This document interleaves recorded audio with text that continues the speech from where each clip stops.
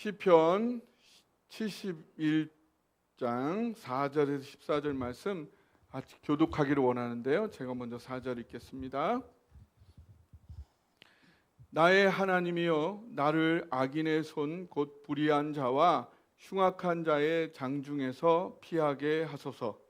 주 여호와여, 주는 나의 소망이시요 내가 어렸을 때부터 신뢰한 이시라. 내가 모태에서부터 주를 의지하였으며 나의 어머니의 배에서부터 주께서 나를 택하셨사오니 나는 항상 주를 찬송하리이다. 나는 무리에게 이상한 징조같이 되었사오나 주는 나의 견고한 피난처시오니. 주를 찬송함과 주께 영광 돌림이 종일토록 내 입에 가득하리이다. 늙을 때에 나를 버리지 마시며 내 힘이 쇠약할 때에 나를 떠나지 마소서.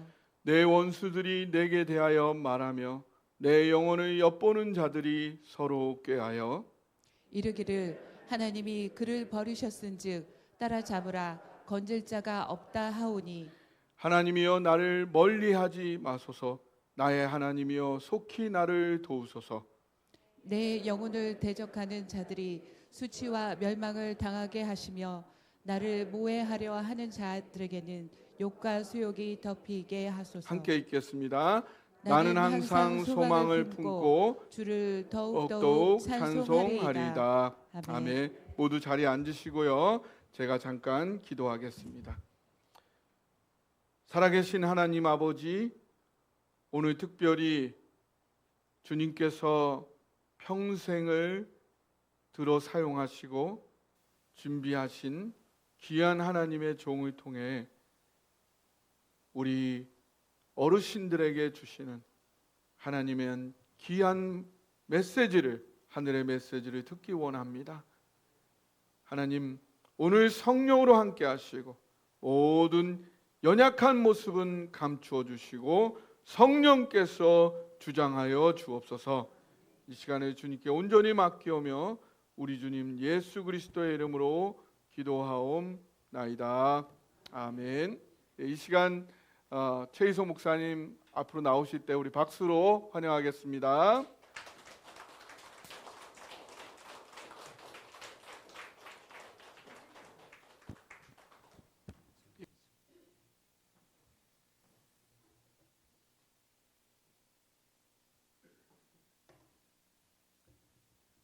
여러분, 이렇게 처음이지만 이렇게 만나게 돼서 반갑습니다.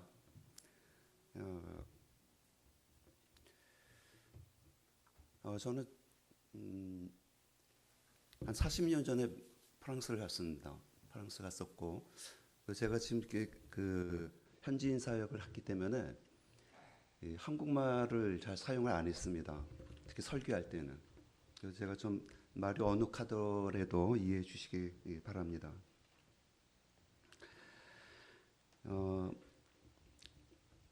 저는 제 딸이 셋이 있습니다. 셋이 있어가지고 다 성인이고, 또 첫 딸이 이제 결혼해서 저는 이제 할아버지가 됐습니다. 그래서 저 벌써 한 5년 6년 돼요. 할아버지 된지. 또 한국말로 하면 저는 여러분과 같이, 많은 여러분과 같이 시니어에 속합니다. 그래서 저는 사실 은퇴를 했습니다. 사실은 작년에 은퇴했는데, 저희 프랑스에는 이렇게 목사가 굉장히 소중해요. 그 캐톨릭 국가가 돼가지고 제가 이제 개척해서 세운 교회인데 계속 목회 사역을 하고 있습니다. 자, 여러분과 함께 오늘 나눌 말씀은 우리 목사님께서 노명순 목사님께서 파리 자주 오셔가지고 저에게 많은 격려를 하고, 또 그곳에서 우리 한국분 형제자매들 같이 오셔가지고 큰 역사를 이렇게 했습니다. 프랑스 사람들 또 외국 사람들에게 이렇게 전도하고, 또 아주 많은 교회들이 즐거워했습니다. 여러분, 오늘날 그러니까 시니어, 여러분 시니어면은 보통 저희가 정확히는 잘 모르겠습니다. 한국에서는 한 또 50대 그 이후부터 이렇게 이제 시니어라고 부를 수 있을 것 같은데, 근데 오늘날의 그 노년은 예전과 다릅니다. 흔히들 그렇게 얘기합니다. 이유는 간단하죠. 저희가 건강하고 또 수명이 점점 길어지고 있기 때문입니다. 그래서 한 3, 40년 전만 해도 우리가 좀 이렇게 어느 정도 그 노년이었다라는 그 나이가 지금은 이렇게 장년처럼 보이는, 또 어떤 분은 또 여전히 청년처럼 보이는 그런 시대가 오고 있습니다.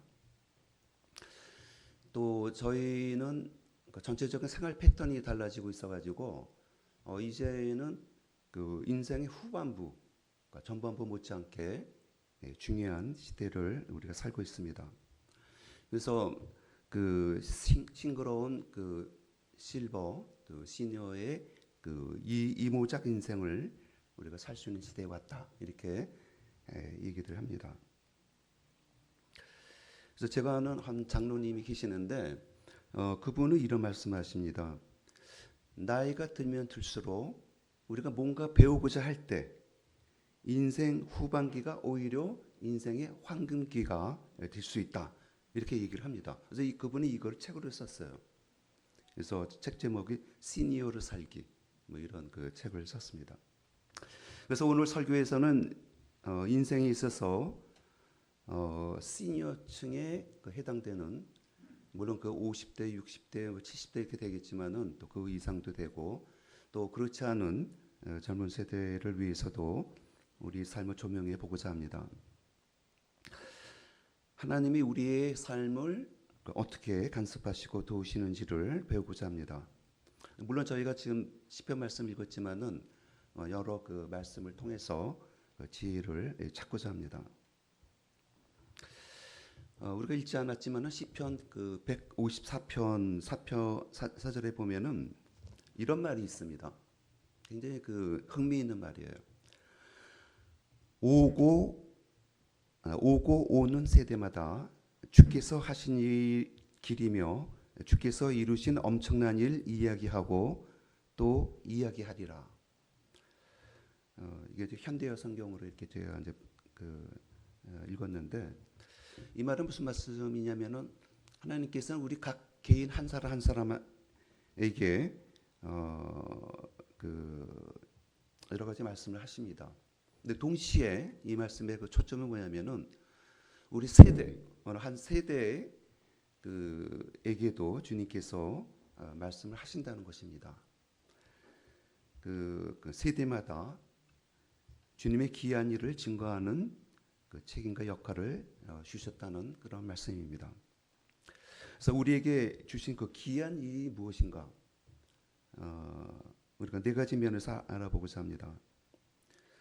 첫째는 그 시니어, 그 50대 이후에 그 시니어 신자가 누릴 수 있는 혜택, 그 특권이 무엇인가에 대해서 생각해 보고자 합니다. 두 번째는 동시에 그들이 그 인정해야 할 어떤 그 한계점, 또 어려운 점, 모든 세대마다 다 있지만은 그것도 살펴보겠습니다. 세 번째는 하나님께서는 그들의 삶 속에서 어떤 축복을 약속하시고 계시는가. 여러분, 이게 굉장히 중요합니다. 축복하지만은 그 시니어 세대에게 주는 축복은 특별히 아주 소중합니다. 그다음에 우리 시니어 신자들은 하나님께 어떤 영광을 돌리면서 살 수 있는가에 대해서 이렇게 살펴보고자 합니다. 첫째, 시니어 신자가 누릴 수 있는 혜택은 무엇인가? 여러분도 잘 아는 거예요. 첫 번째 혜택은 예전보다도 우리가 건강과 능력과 또 여전히 열정을 지니고 있다는 것입니다. 여러분, 시편 우리가 그 71편을 읽었지만은 또 시편 92편을 보면은 그 예루살렘 성전에서 그 이게 악기를 담당했던 한 레위인, 또 그는 그 예배를 담당했던 예배 그 진행을 맡았던 그 레위인이 은퇴 나이가 돼서 지은 시가 있습니다. 더 이상 이제 그 지위에서 서지 못하고 이제 은퇴를 해야 되는 나이에 그 마음의 심정을 토로한 것이 이 시편 말씀입니다. 그 당시 레위는 25세부터 일을 시작해가지고 50세까지 근무했다고 합니다. 그가 이렇게 얘기합니다. 의인은 종려나무 같이 번성하며 레바논의 백향목같이 성장하리로다. 이는 여호와의 집에 신겹음이여 우리 하나님의 뜰 안에 번성하리로다. 그는 늙어도 여전히 결실하며 진액이 풍족하고 빛이 청청하니, 이렇게 얘기를 하고 있습니다. 그 시편 저자는 자신이 그 성전 앞에 심겨진 나무처럼 하나님을 섬기며 또 그 안에 뿌리를 내린 자다, 이렇게 비유하고 있습니다. 여러분, 굉장히 이게 의미심장한 얘기입니다. 저는 이것을 우리에게 예루살렘 성전은 먼 나라 얘기지만은 우리에게는 바로 우리 교회에 우리는 오랜 세월을 다니면서 또 말씀의 뿌리를 거기에 담고 그 영양분을 섭취하며 살았던 자들입니다. 또 비록 은퇴 연령에 임했지만은 그 시편 저자는 자신은 여전히 하나님의 말씀과 사랑의 뿌리를 내리며 자신의 은사를 통해서 주를 증거하고 싶다, 주님을 사랑하고 싶다, 이 표현을 한 것입니다. 여러분, 저희 제가 이제 프랑스 사람들을 위한 목사인데 거기 찬양집에 이 시편 92편을 이렇게 설명하고 있습니다. 그 번역을 계절마다 주님이 주시는 열매가 그의 노년을 채워줄 것이다 라면서 이렇게 찬송 부르는 게 있습니다. 여러분, 두 번째 혜택은 무엇입니까? 여러분, 많은 혜택이 있는데 그 시니어 신자는 나름대로 인생을 사는 지혜를 여러분은 가지고 있다는 것입니다. 이 지혜는 인생과 세상을 향한 것입니다. 그 분별력, 또 삶의 지혜를 말하고 있습니다.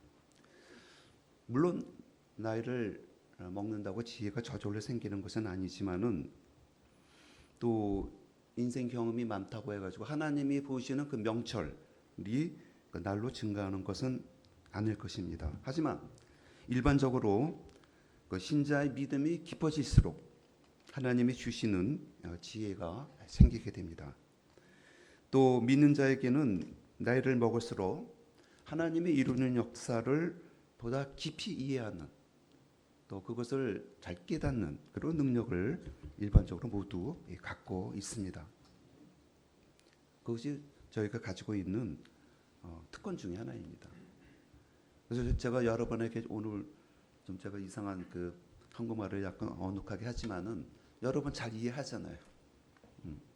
또 세 번째 혜택은 뭐냐면은 그 시니어 신자는 공경을 받을 수 있는 나이에 있다라는 것입니다.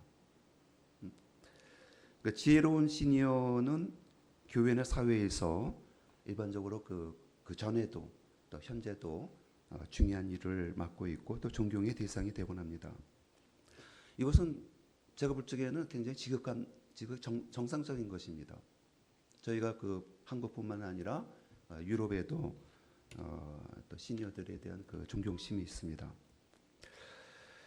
레위기 19장 32절에서는 이렇게 얘기합니다. 너는 머리가 하얀 센 머리 앞에서 일어서서 노인의 얼굴을 공경하며 네 하나님을 경외하라. 나는 여호와이니라. 이렇게 얘기하고 있습니다. 그다음 네 번째 혜택이 무엇이 있습니까?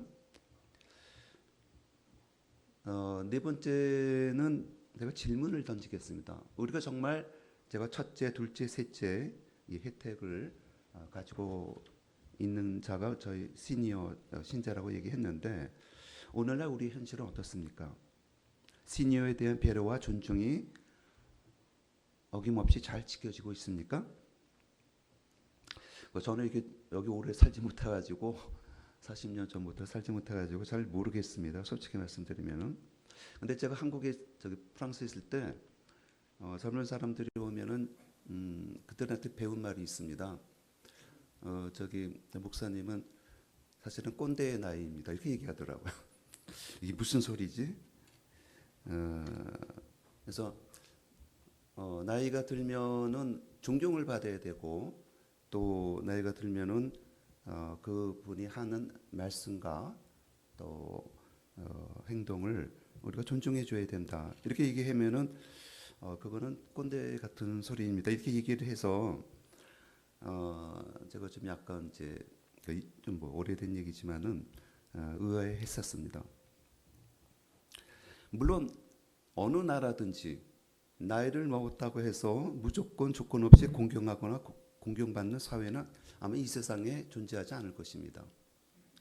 그 십계명에 나오는 그 부모를 존경하라, 또 부모를 공경하라. 여러분 이 단어의 뜻이 무엇인지 한번 우리가 살펴볼 필요가 있습니다.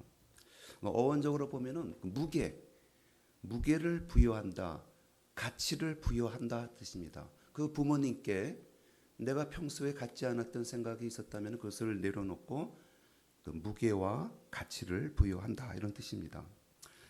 물론 이 단어는 단순히 그 어떤 그 개인적인 엄마 나 사랑해, 아빠 사랑해 이런 감정적 또 애정적인 존경심과는 약간 거리가 있습니다. 그보다는 어떤 대상이 객관적으로 중요한 위치에 있다, 중요한 그 직분에 있다, 또 뚜렷한 역할이 있어서 특별한 관심을 부여받을 수 있다, 이런 의미가 있습니다. 근데 부모라는 그 자체로 공경을 받을 수 있다는 말입니다. 근데 이 말이 무슨 말이냐면은 부모 존재 자체에 대한 물론 존경이 있겠지만은 더 나아가서 부모가 어떤 상태에 있든지 간에 그 역할을 하고 계시기 때문에 진심으로 감사해야 된다, 이런 뜻입니다. 다시 말하면은 그 부모의 그 존재뿐만이 아니라 우리 가운데 계시는 그 부모의 역할, 그 가치로 인해서 우리가 공경을 해야 된다, 이런 말씀입니다. 우리 교회 안에서도 마찬가지입니다. 저희 교회도 평균 나이가 50대가 넘어요. 저희 교인들의. 그다음에 그 60대도 있었고 또 제일 많으신 분이 지금 원래는 80대가 되시는데 지금은 이제 집에 계십니다. 그 시니어 신자가 활동하면서 어떤 역할이나 책임을 다한다면은 그분은 당연히 존중을 받아야 됩니다. 또 우리가 보면 시니어 신자들 보면 오히려 겸손하셔요. 이렇게 잘난 척하지 않으시고 굉장히 겸손하시고 또 육체가 예전과 달리 좀 그 쇠약하시더라도 우리는 그 불탕 정신과 신앙이 항상 높은 곳을 향해 있는 것을 보게 됩니다. 시니어들의 그 말씀과 또 영적인 삶의 갈급함은 어떻게 보면은 젊은 세대보다도 더 진지합니다.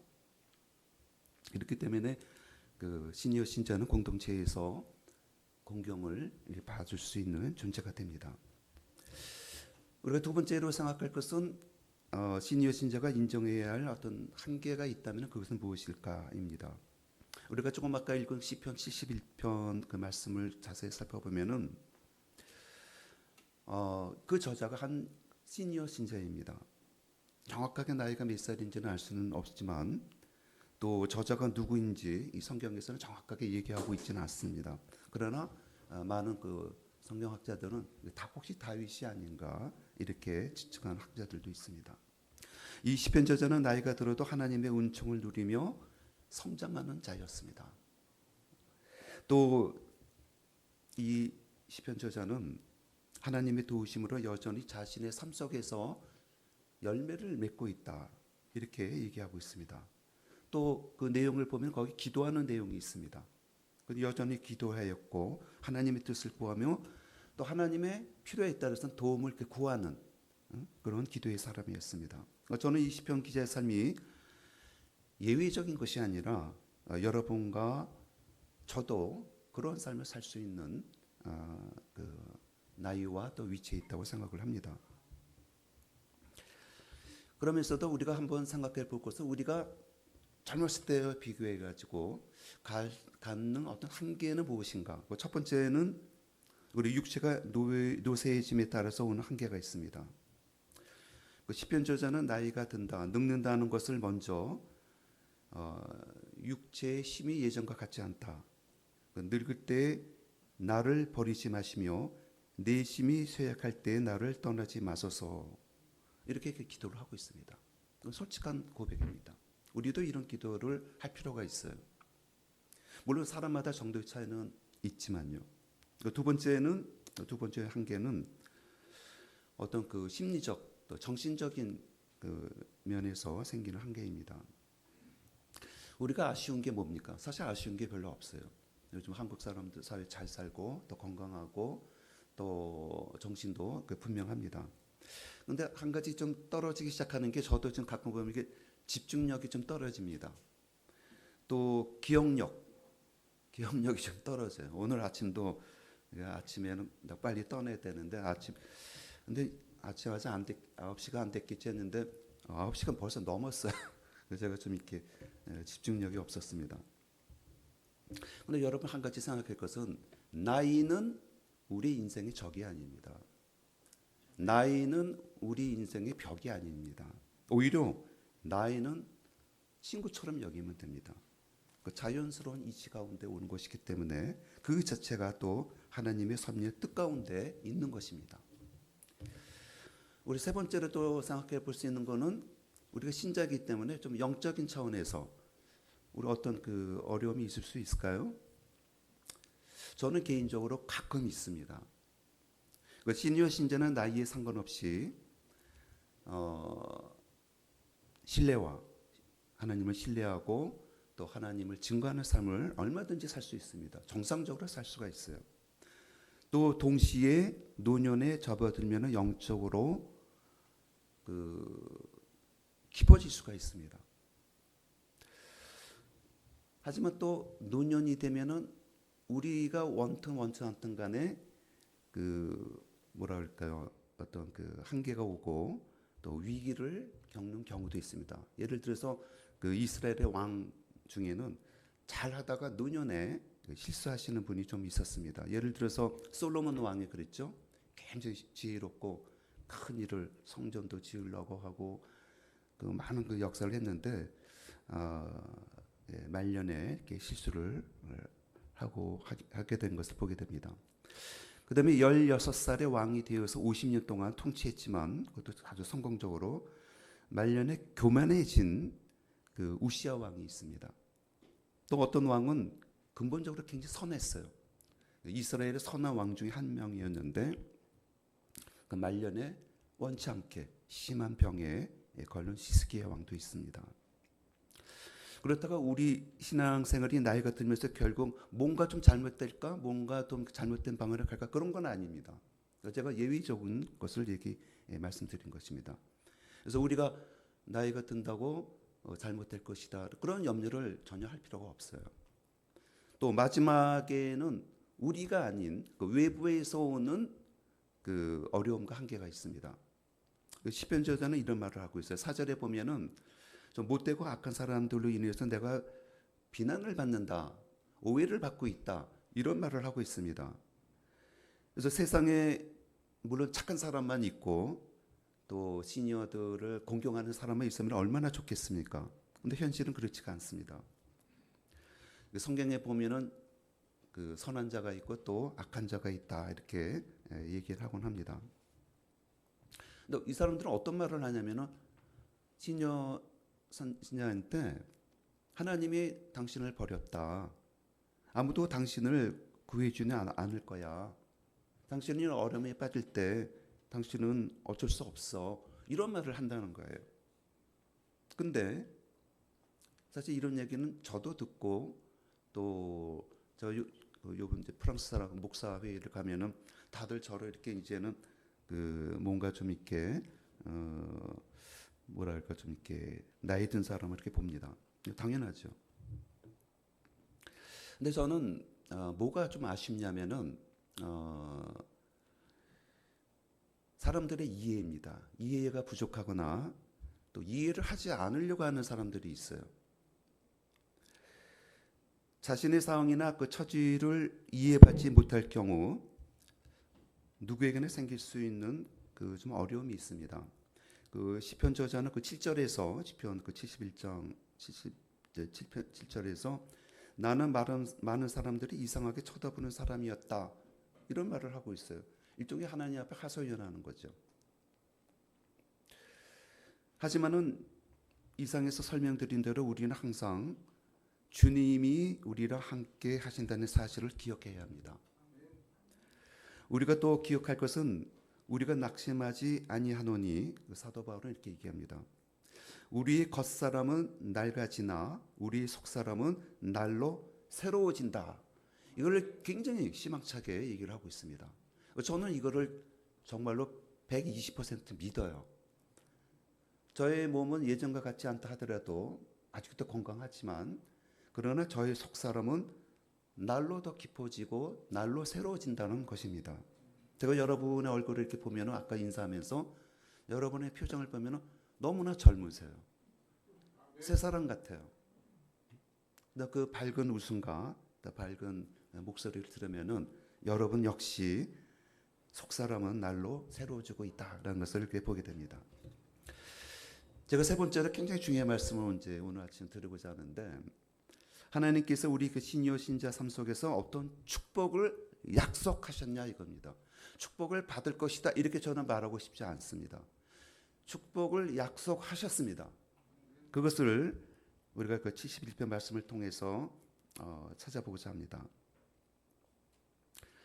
그 시편 저자는 많은 사람들이 나를 이상하게 볼 수도 있지만은 그 결론적으로 뭐라고 말을 하냐면은 하지만 주는 든든한 나의 피난처이시다.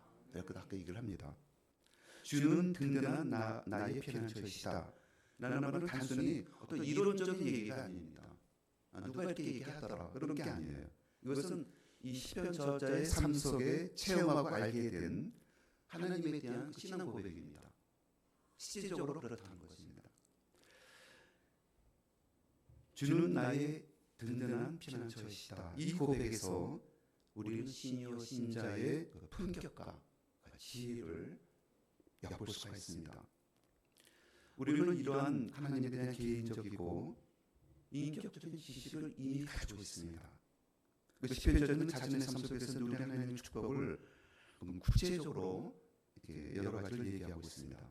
첫째 축복, 하나님의 약속하신 첫째 축복이 무엇인가? 그것은 하나님께서는 시니어 신자에게 변함없이 안전한 반석이 되시겠다는 것입니다. 고원하시는 굳건한 성벽이 되시겠다. 이렇게 1절에서 3절까지 얘기하고 있습니다. 이건 하나님이 주시는 우리에게 약속입니다. 우리가 잘못 성경을 읽으면 이 성경 구절은 막 그 저자가 나를 도와주세요. 내가 지금 어려움에 있어요. 이런 기도처럼 들릴 수가 있어요. 그러나 그는 오랜 삶을 살면서 하나님을 알고 기도하는 것입니다. 무조건 기도하는 게 아니라 하나님이 누구시며 하나님이 그동안 나이가 얼마나 신실한 분이었는가를 알고 기도 겸 신앙 고백처럼 하는 말씀입니다. 여호와 하나님께서 주시는 도움이 항상 안전하고 가장 확실한 도움이 되신다는 것을 알고 기도하는 것입니다. 여러분의 두 번째 축복은 무엇입니까? 두 번째 축복은 여호와 하나님께서는 우리 시니어 인생에 또한 항상 신실한 친구가 되어 주십니다. 정확하게 말씀하셨어요. 친구가 되어 주십니다. 어떤 거리감이 없는 거예요. 하나님께서는 자기 백성에게 일반적으로 전체적으로 신실하신 분이십니다. 특히 장로년에 있는 성도들에게 신실한 친구가 되어 주십니다. 여러분 관계에는 그 장로님, 집사님, 권사님 서로 친구가 되면은 그것이 그렇게 깊고 또 은혜롭게 보일 수가 없습니다. 시편 저자는 자신이 어렸을 때부터 기업을 최대한 더듬어 올라가면서 심지어 6절에 보면 자신이 태어날 때부터 나를 붙잡아 주시고 동행하신 분이 바로 하나님이시다 이렇게 고백하고 있습니다. 그 하나님의 신실하심과 보호하심을 찬양하고 있습니다. 그러하기에 시편 저자는 9절에 보면은 내가 늙어 힘이 없을 때에도 나를 버리지 마시고 나를 떠나지 마소서라고 이렇게 기도하는 것입니다. 이거는 애절한 기도가 아니라 그 친구 관계를 다시 확인하는 기도입니다. 세 번째 축복은 무엇입니까? 하나님께서는 우리가 시녀가 되어도 항상 소망을 잃지 않고 그것을 간직하고 살도록 도우시겠다는 것입니다. 우리는 뭐 할 일이 없어. 우리가 뭐 할 수 있을까? 이런 게 아니라 오히려 반대로 시편 저자는 이렇게 기도합니다. 오 하나님이시여, 너무 멀리 떨어져 계시지 마옵소서. 제가 이렇게 현대화 성경으로 이렇게 번역한 것입니다. 오히려 반대로 어서 오셔서 나를 매 순간 도와주십시오. 12절에 이렇게 얘기하고 있습니다. 이것은 절망의 기도가 아닙니다. 하나님의 약속을 믿는 기도입니다. 어제처럼, 내가 젊었을 때처럼 멀리 계시지 마시고 어서 오셔서 나를 도와주시옵소서. 그래서 14절에는 이런 말씀을 합니다. 나는 언제나 소망을 가지고 더욱더 주를 찬양할 것입니다. 여러분 여기서 놀라운 표현을 보게 됩니다. 잠언 기자는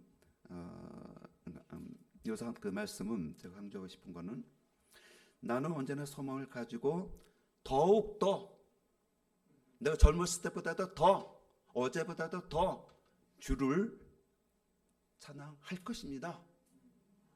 찬양하게 도와주십시오 이렇게도 안 했어요. 찬양할 것입니다. 더욱더 진하게 찬양할 것입니다. 이렇게 선언합니다.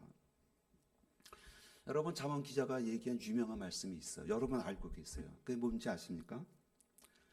젊은이들의 영광은 그 심에 있지만 노인의 영광은 어디 있다 그럽니까?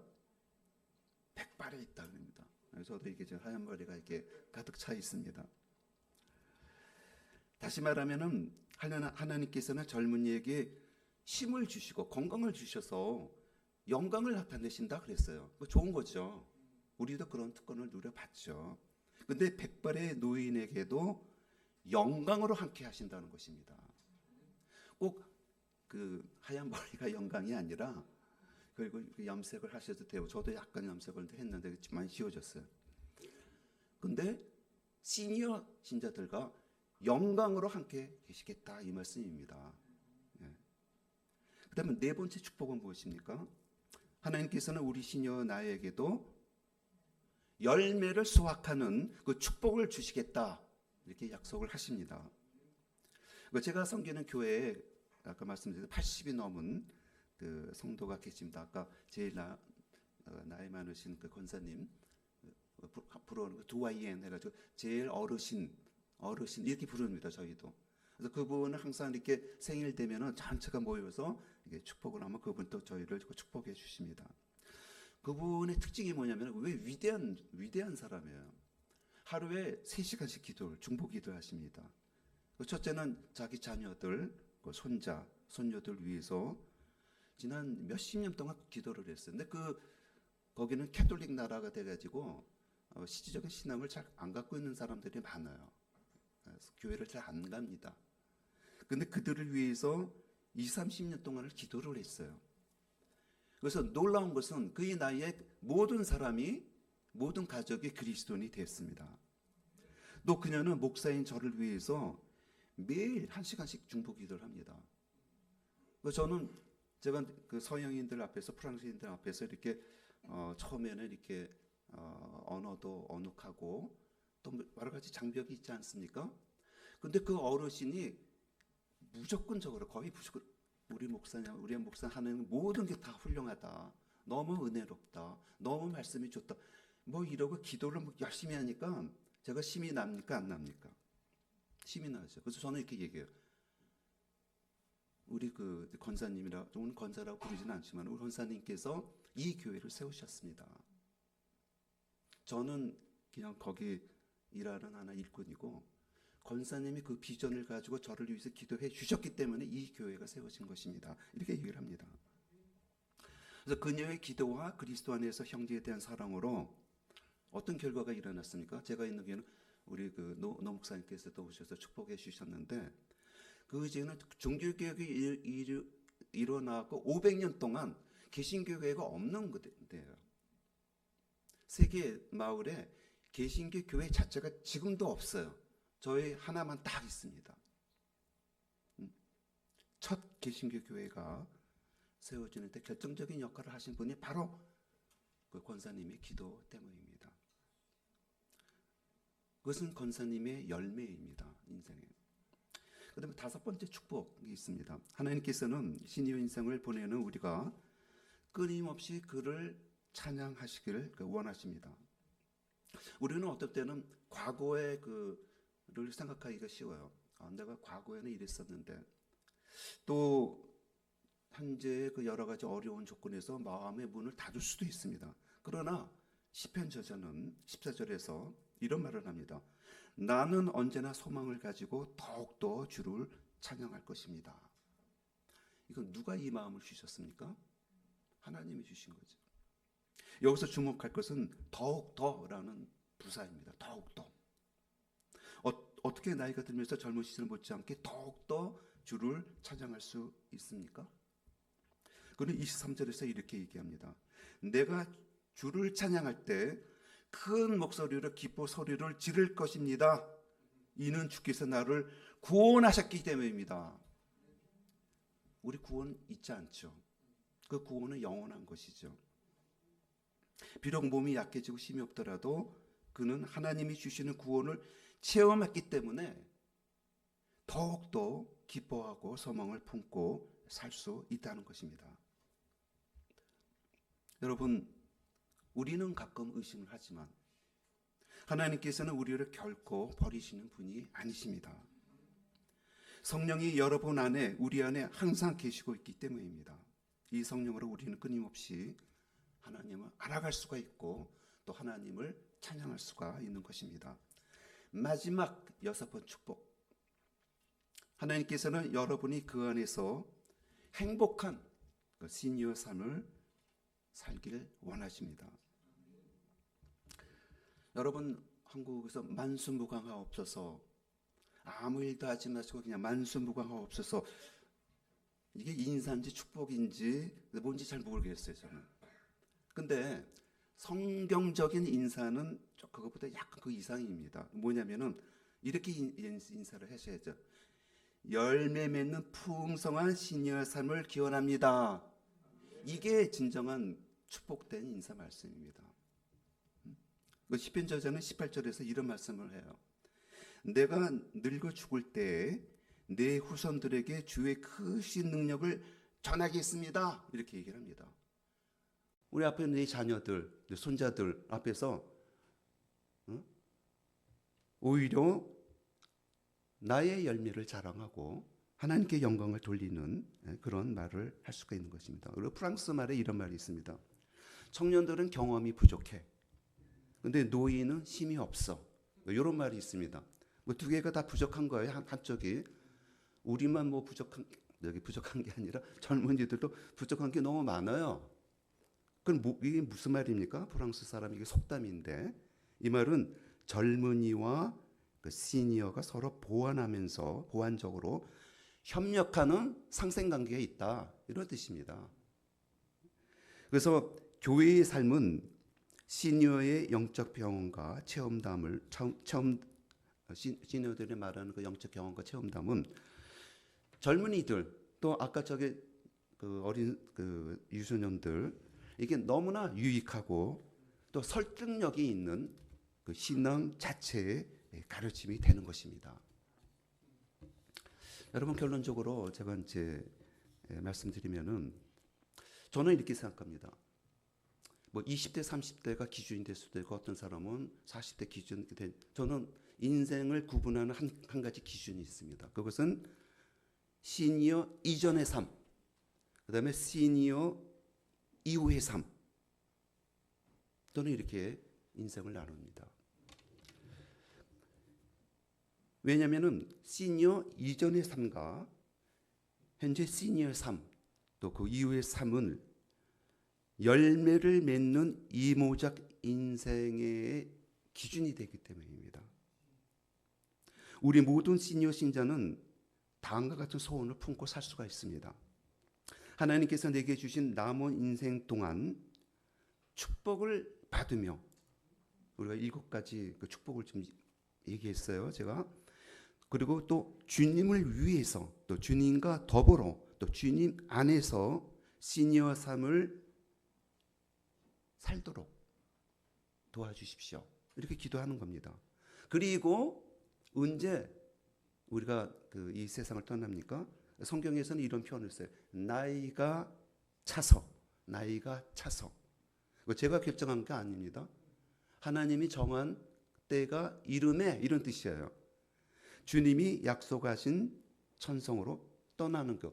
이것이 저희의 삶의 영광스러운 마지막 부분입니다. 여러분, 시니어 신자에게 남은 인생은 짧은 것이 아닙니다. 그렇다고 지나치게 긴 것도 아닐 것입니다.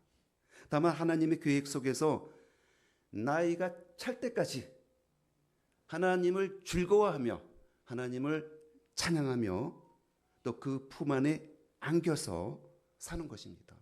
우리가 서두를 필요가 없어요. 그렇다고 우리가 뒷짐을 지고 천천히 가지 않으셔도 됩니다. 주님이 인도하시는 길을 따라서 소망과 믿음과 사랑으로 사는 것이 우리 바로 축복된 시니어의 삶입니다.